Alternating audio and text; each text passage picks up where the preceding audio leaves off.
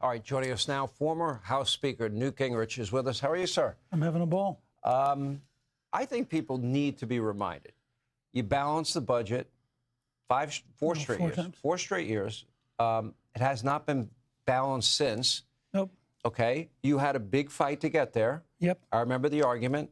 You're going to reduce the rate of growth of Medicare. 7% a year, every year, for 7 years, twice the rate of inflation. Am I doing well so far? You're doing great. Okay. And they said, he's cutting. You weren't cutting. Same thing in this case. Right.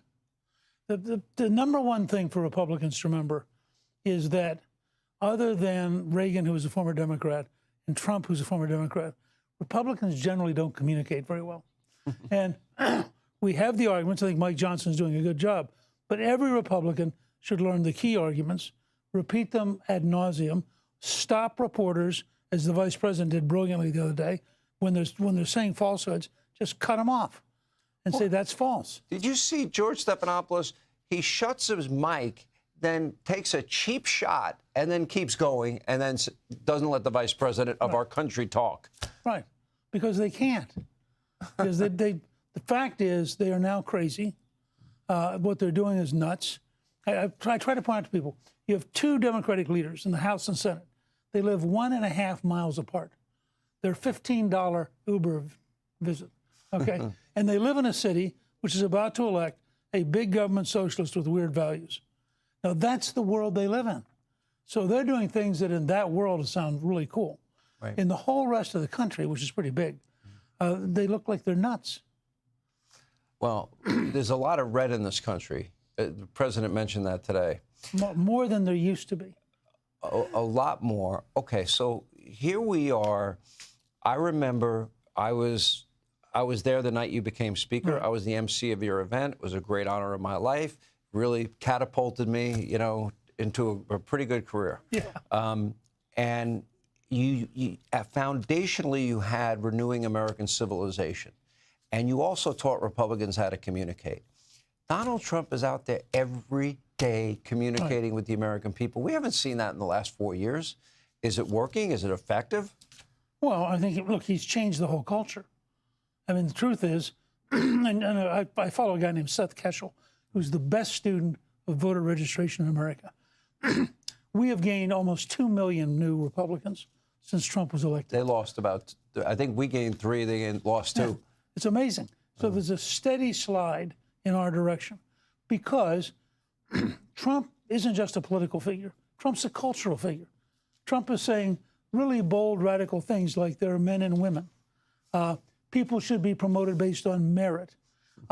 Criminals should be in jail and innocent citizens should be on the street. I mean, there are a number of these radical ideas. The border should be secure. That's right. Taxes should be lower. I mean, all these things, Americans ought to be treated fairly in international trade. What he just did yesterday, I thought was, Cliff and I watched all day, I thought it was the most amazing thing I think I've ever seen an American president do. You go to Jerusalem in the morning, they're all wearing hats in the Knesset about Trump as the president of peace. Then you fly down to Egypt in the afternoon. You have 27 leaders of countries who go through a photo op. Trump stands there, the next one comes up, they chat for a minute. What people need to realize is he knew every person who was coming up. It's remarkable. I remember once you said, I am a revolutionary. Yes. This is back when you were a speaker. And people took that it was shocking to them at the time.